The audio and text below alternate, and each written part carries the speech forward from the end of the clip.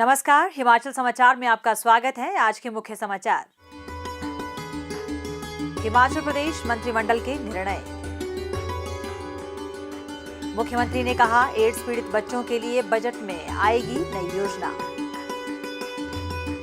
जागरूकता से एड्स के प्रति समाज के दृष्टिकोण में आया बदलाव। आपदा राहत कोष के लिए अंशदान। और अब समाचार विस्तार से।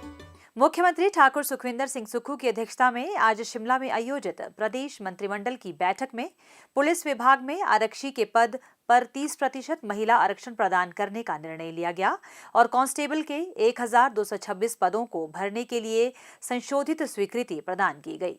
मंत्रिमंडल ने अनाथों और समाज के वंचित वर्गों को लाभान्वित करने के लिए मुख्यमंत्री सुखाश्रय योजना में कुछ और प्रावधान जोड़ने को भी मंजूरी दी। नए प्रावधानों के तहत राज्य का प्रत्येक अनाथ 27 वर्ष की आयु तक 4,000 रुपए प्रति माह जेब खर्च प्राप्त करने का पात्र होगा। इसके अलावा योजना शुरू होने के बाद बाल देखभाल संस्थान छोड़ने वाले ऐसे अनाथ बच्चों को 2 लाख रुपए विवाह अनुदान देने का भी निर्णय लिया, जिन्होंने योजना के शुरू होने के बाद विवाह किया। यह राशि एक बार ही देय होगी।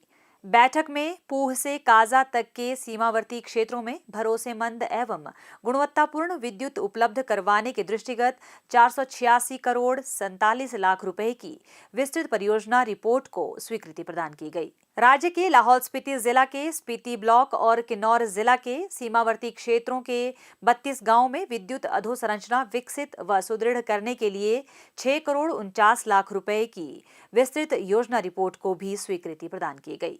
बैठक में कृषि विभाग में कृषि विकास अधिकारियों के 40 पद, गृह रक्षक और नागरिक सुरक्षा विभाग में हवलदार प्रशिक्षकों के 10 पद भरने को भी स्वीकृति प्रदान की गई। इसके अलावा शिमला के चमियाना में Atal institute of medical super specialities के नेफ्रोलॉजी विभाग में सहायक प्रोफेसर के 2 पद, आईजीएमसी शिमला में ऑर्थोपेडिक्स विभाग में सहायक प्रोफेसर का 1 पद और जिला मंडी के नेरचौक स्थित श्रीलाल बहादुर शास्त्री राजकीय आयुर्विज्ञान महाविद्यालय एवं अस्पताल के ईएनटी विभाग में सहायक प्रोफेसर का 1 पद भरने का भी निर्णय लिया गया।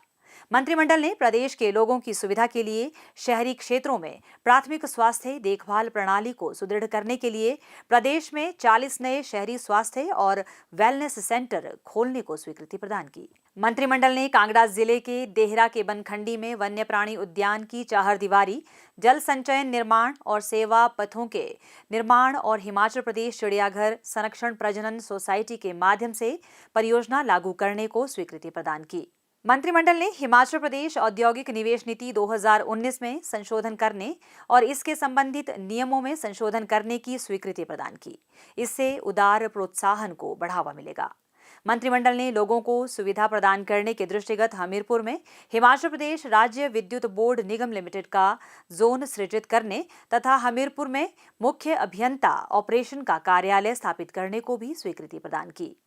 मंत्रिमंडल ने ग्रांट इन एड के उपयोगिता प्रमाण पत्र सरकार को भेजने के लिए एक समय सीमा निर्धारित करने को भी स्वीकृति प्रदान की।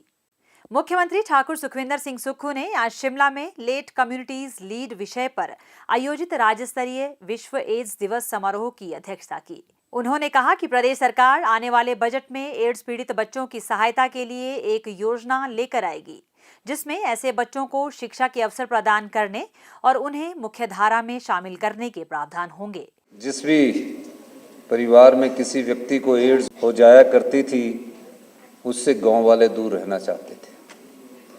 धीरे धीरे परिवर्तन आया और समाज में बदलाव होता गया। आज खुशी इस बात की है कि समाज में उन व्यक्तियों को अपनाना शुरू कर दिया है। पिछले दिनों में एक आर्टिकल पढ़ रहा था, अमेरिका की एक यूनिवर्सिटी ने इस पर बहुत अधिक शोध कर लिया है और वो दिन दूर नहीं जब इस बीमारी का हम इलाज ढूंढ सकेंगे। अभी ये बीमारी लाइलाज है, लेकिन ये नहीं है कि इससे आपका जीवन छोटा हो जाएगा। आप सावधानी बरतेंगे, आप नियमों का पालन करेंगे तो निश्चित रूप से आपका जीवन लंबा होगा। समाज खुलेपन के दौर से गुजर रहा है। तो मैं ये चीज़ इसलिए कह रहा हूँ कि हमारी सरकार इसमें प्रयास कर रही है, और जो बच्चे हैं उन बच्चों ने कुछ नहीं किया, लेकिन उनको एड्स होगी, उनका कैसे ख्याल रखा जाए, इस दृष्टि से भी मेरा ध्यान आज इस कार्यक्रम के माध्यम से गया है। मैं उन सभी बच्चों को ये आश्वासन देना चाहता हूँ कि जब अगला बजट आएगा, उनके परिवार का और उन बच्चों का कि किस स्तर तक वो आगे बढ़े, और हो सकता है 5-10 साल में इसका इलाज भी संभव हो सके। उनकी शिक्षा से लेकर उनके परिवार से लेकर हम अगले बजट में उनका पूरा ध्यान रखेंगे। उन्होंने आह्वान किया कि बीमार अपनी बीमारी ना छुपाएं, बल्कि समाज के सामने स्वीकार करें। उन्होंने कहा कि एड्स पीड़ित व्यक्तियों की सहायता के लिए वर्तमान राज्य सरकार हर संभव सहायता कर रही है। आगामी बजट में विधवाओं और मूक बधिर बच्चों के लिए भी एक योजना लाने जा रही है। दिव्यांग बच्चों की पढ़ाई के लिए एक अच्छा स्कूल और कॉलेज खोलने पर भी सरकार विचार कर रही है। राज्य सरकार उस वर्ग की आवाज बन रही है जो सहज अपनी आवाज सरकार तक पहुंचा नहीं सकते।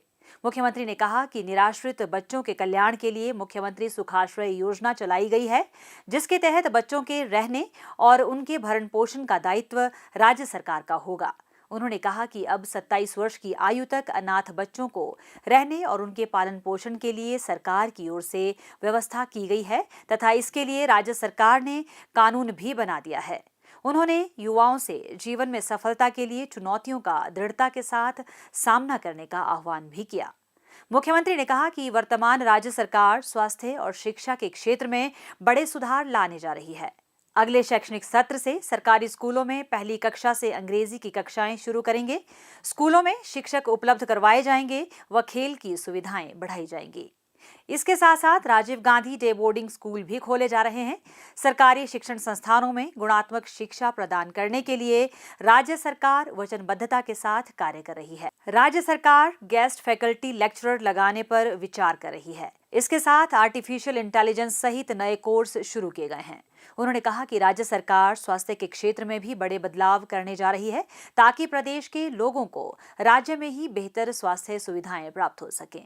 ठाकुर सुखविंदर सिंह सुक्खू ने कहा कि सीमित संसाधनों और कर्ज का भारी बोझ होने के बावजूद राज्य सरकार 4 साल में हिमाचल प्रदेश की अर्थव्यवस्था को पटरी पर लाएगी और 10 वर्षों में हिमाचल प्रदेश देश का सबसे समृद्ध राज्य होगा। हिमाचल प्रदेश में 2 ही चीज़ें हैं, या तो हम अपने टूरिज्म सेक्टर में बहुत अधिक विकास करें, या हम पानी के क्षेत्र में हमारे पास बिजली पैदा करें। इन दोनों क्षेत्र में भी हमारा बहुत अधिक शोषण पिछले कई सालों से हो चुका है। जो इन्वेस्टमेंट होना चाहिए था वो इन्वेस्टमेंट ड्रेन हुआ है, यानी कि हमारी राज्य की संपदा को लूट लिया गया है और हम उसमें मूक दर्शक बने बैठे रह गए। आज मैं उसकी लड़ाई आपकी लड़ रहा हूं और मुझे विश्वास है कि मैं इस लड़ाई को जीतूंगा भी, और निश्चित तौर पर आने वाले 4 साल में 2027 तक हिमाचल प्रदेश की अर्थव्यवस्था पटड़ी पर होगी। जो हम 170 रुपया खर्च कर रहे हैं उतना हम कमाने की स्थिति में होंगे, और 10 साल में जो युवा पीढ़ी बैठी है आप देखेंगे आपकी शिक्षा के स्तर में सुधार होगा, आपके हेल्थ सेक्टर में सुधार होगा, आपकी टेक्नोलॉजी सेक्टर में सुधार होगा, और 10 साल में हिमाचल प्रदेश हिंदुस्तान का सबसे समृद्धशाली और अमीर राज्य होगा। ये मेरा सोच है, ये मेरा विचार है। इस अवसर पर मुख्यमंत्री ने इस बीमारी को फैलने से रोकने में बहुमूल्य योगदान देने पर विभिन्न संगठनों को पुरस्कार प्रदान किए। इस अवसर पर मुख्यमंत्री ने जागरूकता रैली को हरी झंडी दिखाकर रवाना किया। उन्होंने विश्व एड्स दिवस के अवसर पर लगाई प्रदर्शनी का अवलोकन भी किया। इस अवसर पर एड्स पीड़ित एक महिला ने अपने जीवन के अनुभव साझा किए। मुख्यमंत्री ने इस महिला को 1 लाख रुपए की सहायता राशि प्रदान करने की घोषणा की। राज्य एड्स नियंत्रण समिति ने 2 लाख रुपए, बैंक ऑफ महाराष्ट्र ने 25 लाख रुपए तथा राजकीय वरिष्ठ माध्यमिक पाठशाला टूटू ने 51,000 रुपए के चेक भी मुख्यमंत्री को आपदा राहत कोष के लिए भेंट किए। मुख्यमंत्री ठाकुर सुखविंदर सिंह सुक्खू को वीरवार को सोलन में जोगिंद्रा बैंक के चेयरमैन श्री मुकेश शर्मा ने एग्रीकल्चर कॉर्पोरेटिव स्टेबलाइजेशन फंड के रूप में 2 करोड़ 51 लाख रुपए का चेक प्रदान किया। उन्होंने आपदा राहत कोष के लिए मुख्यमंत्री को 20 लाख रुपए का चेक भी भेंट किया। इसके अतिरिक्त अर्की ब्लॉक कांग्रेस ने 2,63,000 रुपए, रोटरी क्लब सोलन के अध्यक्ष श्री MP कंवर ने 2,51,000 रुपए तथा एडवोकेट वैभव कुमार ने 1,51,000 रुपए का चेक मुख्यमंत्री को आपदा राहत कोष के लिए भेंट किया। बघाट बैंक के अध्यक्ष श्री अरुण शर्मा ने भी मुख्यमंत्री को आपदा राहत कोष के लिए बैंक की ओर से 2,01,000 रुपए का चेक भेंट किया। मुख्यमंत्री ने जोगिंद्रा सेंट्रल कोऑपरेटिव बैंक के उपभोक्ताओं की सुविधा के लिए प्लैटिनम कार्ड तथा UPI पेमेंट सिस्टम का शुभारंभ भी किया। बैंक ने UPI के माध्यम से 1 लाख रुपए की धनराशि आपदा राहत कोष में हस्तांतरित की। हिमाचल समाचार देखने के लिए सब्सक्राइब करें YouTube चैनल हिमाचल समाचार, फॉलो करें X @DPRHP, लाइक करें Facebook page information and public relations department Himachal Pradesh, follow करें Instagram @DIPR हिमाचल, विजिट करें वेबसाइट www.himachalpr.gov.in। इस अंक में इतना ही। कल फिर होगी मुलाकात। दीजिए इजाजत। नमस्कार।